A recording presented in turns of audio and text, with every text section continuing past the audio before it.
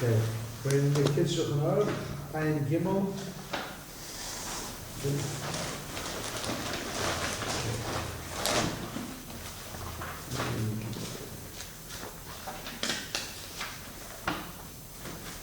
Shastar Yehei Kotav L'chol Malacha.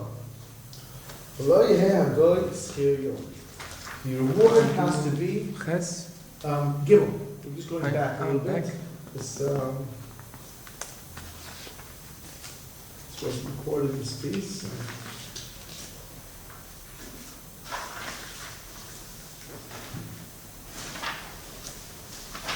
So when a person hires a goy, and he wants the goy to do malacha for him,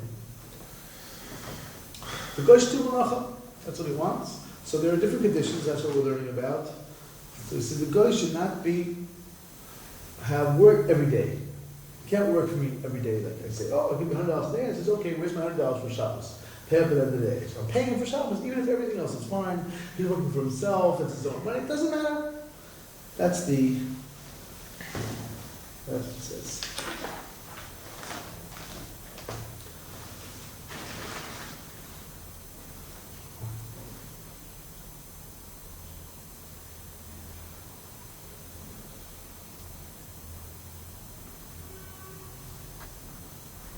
So what do we see we need? So we need to have that the guy will get paid a certain amount.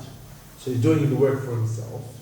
But if I'm paying him money for Shabbos, it's not okay. If I'm paying him and it's not, he's not doing it for himself, if I tell him to do it now on Shabbos, it's not okay. He has to be doing it on his own for his own reward.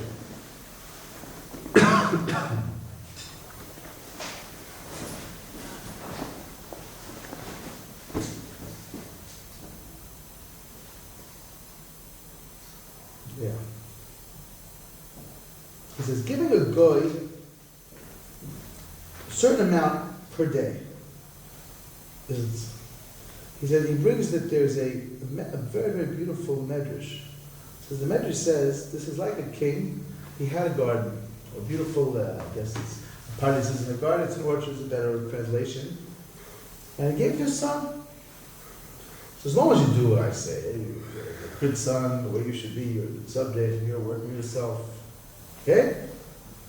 So there's such something beautiful that the king sees in one of his gardens, this beautiful thing, or one of his orchards, he takes it and puts it in his son's garden. Here, this is the most beautiful, from here, this is the most beautiful. So if not, does the opposite. See something really nice in his son's orchard, he says, no, I'm taking that out. You don't deserve that now. I'm sorry. You have to be more moral. You have to be better. You have to work on yourself. If not, if you're just not acting the way you should, then you don't deserve such a nice plant or such a nice tree. I'm removing it. Yeah, a little bit as usual. The medrash sometimes you don't understand what is it talking about at all. Like this story, very interesting. What does that mean? You don't really know what it means. He says Hashem is the same way. Takes chassidim from the goyim, takes 5 people from the non-Jews, and he plants them with us. Like Yisro, that's what it says by Yisro, the Medrash says. That's what Hashem does. That's what they hear Medrash. Interesting story. Does this by whom? Yes. By whom? For us, by the Jews, if we're Zocher, if we're, just like that prince, it's very interesting. It seems to be that, it seems to be a connection from this Medrash, is bringing that apparently it's up to us how many gerim we have. Person's thinking about doing gerim, no, yes, it has to do with us. Very big chiddush, very, very interesting thing. Yisro, you said? Yisro. Yisro, you said? Just like by Yisro. Just by Yisro. Just like by Yisro. Yisro was again, that's what the Chazal say there. So he says, what's the sort of this? What does this mean? A garden, you move it, you don't move it. What is this supposed to mean? It's very interesting. According to our actions, this is gerim. So Nachman does say, yes, our actions generate Balachuvah gerim. Yes, it's true, but it's very interesting that what's behind this? Mikol Chaim is explaining Talmud Aruch Chaim Vital. His Mahalach and how this has to work. He says, this Pardes. That's where Hashem sojourn as it were, Hashem goes. It says Hashem goes, we get in different places, Hashem goes, the person is Zoche, if we merit it, we also connect to this place where Hashem goes. That's what this part is supposed to mean. He said it was given to us, we're called the firstborn son of Hashem.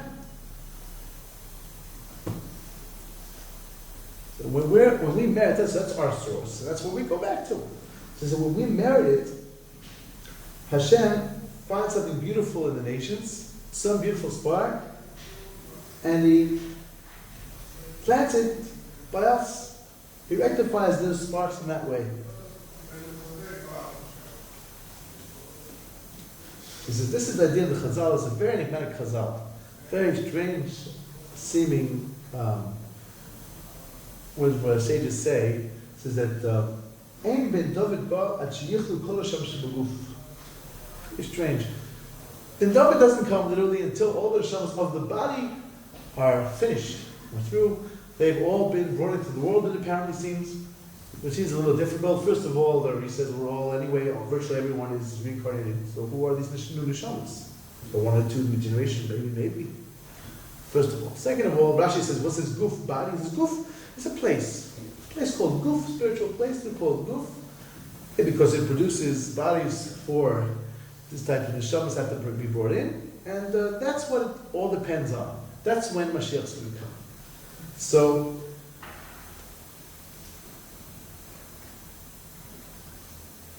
he explains here in Kor Chaim that it's up to us. These neshamas the guf are gerim.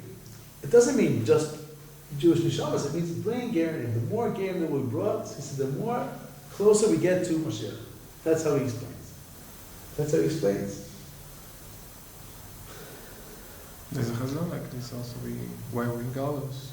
We're in gallows, yeah, for sure. No, Chazal said to bring the Goyim is true. But it's very, very interesting that we generate this whole the game, like the Rebbe says, the Rebbe says. It's also very, very interesting that it's like that's what Mashiach is really what Mashiach is all about. You know, if you talk to your average person, you say, you know, we know this Chazal, but well, no. You say, what does Mashiach have to do? You say, well, tshuva, right? Like the Gemara says, the standard. But you say, well, how about Geir? What did Geir? She said, well, I don't know. There's some connection. They have this last chance. It's like, I don't know if people would necessarily make this connection. No, actually, if we want Mashiach to come on time in the right way, we have to know that it's up to us to draw Geir, not by convincing people and not by proselytizing, but by being the way we should be. That's how we do it. And that's Hashem picks the right person. That's what Nassim says at the Indian of Gerim. He says that Gerim is bechina, there are different bechinas in terms of Gerim. In terms of Gerim, there are different bechinas. Rachub also really, depending on the person, he says that there's a bechina which a person says but the samach, so the person that the bad is able to be nullified the way it's supposed to be. So then the bechina, there's different types of things which there's no way to nullify them. You can't nullify these substances, whatever there are, very many of them, quite a few, different types, different over there, what is, what isn't, there's bacteria, there's different things. So he says that's the idea of a neshama that right now it just can't bring it close. The Ra can't, like the Rebbe says, the Ra you can't, and Apple says you can't nullify. Some of the person has such bad, he's so completely connected now to bad, he just, he's not interested. He's just not interested. Even if you push him, if you force him, it's not going to help. It's not what he wants. He doesn't want this. He wants something else. So you can't do anything with him. You need to give him a heart.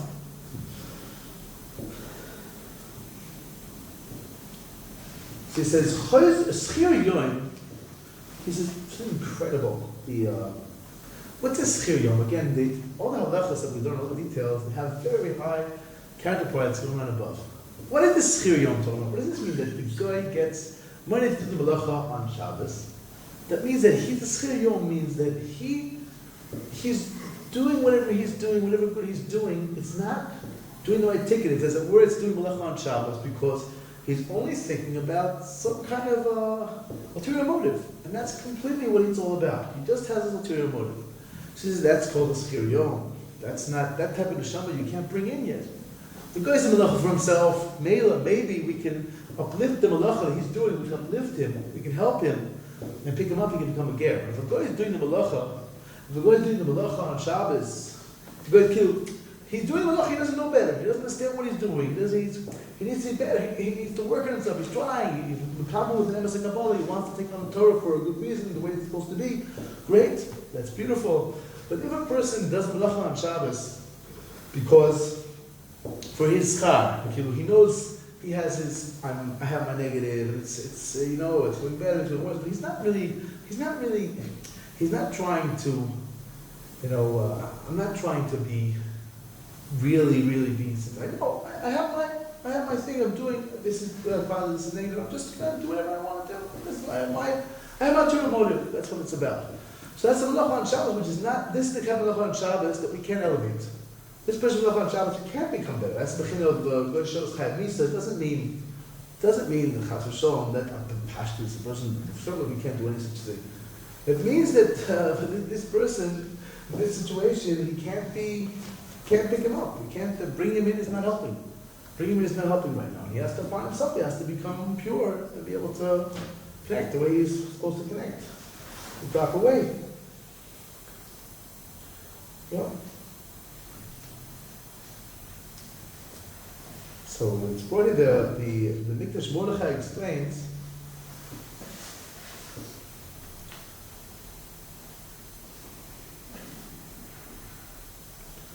that Moshe Rabbeinu told Yisro, "You're very, very precious to us. Very precious to us because you were for us in eyes, you were eyes." He says we have to say care, because you love a care. So that's what he was doing, trying to keep him with us. So brings Gary Tzedek, the person has to be very, very careful. He has to have a good relationship with him.